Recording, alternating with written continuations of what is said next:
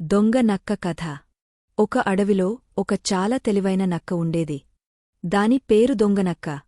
అది ఎప్పుడూ ఇతర జంతువులను మోసం చేసి వాళ్ల ఆహారాన్ని దొంగిలించేది. ఒకరోజు దొంగనక్కకు చాలా ఆకలివేసింది. అది ఆహారం కోసం అడవిలో తిరుగుతూ ఉండగా దూరంగా ఒక పెద్ద బురద గుంట కనిపించింది. ఆ గుంటలో ఒక కప్ప ఉండేది.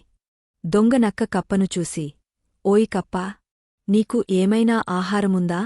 నాకు చాలా ఆకలిగా ఉంది అని అడిగింది.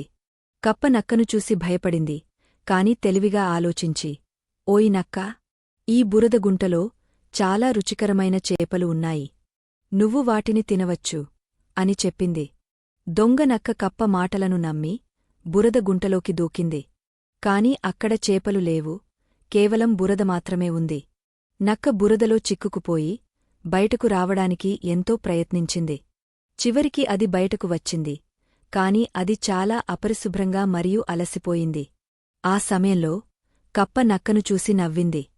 ఓయ్ నక్కా, నువ్వు ఇతరులను మోసం చేస్తూ ఉంటావు కాబట్టి ఇది నీకు ఒక పాణ్యం అని అంది. దొంగనక్క తన తప్పు తెలుసుకుంది మరియు ఇకపై ఎవరినీ మోసం చేయకూడదని నిర్ణయించుకుంది. కథ నుండి నైతిక పాయం: మోసం చేయడం వల్ల ఎప్పుడూ ఇబ్బందులు మాత్రమే వస్తాయి. ఇతరులను మోసం చేయకుండా సత్యంగా మరియు న్యాయంగా ప్రవర్తించడం మంచిది.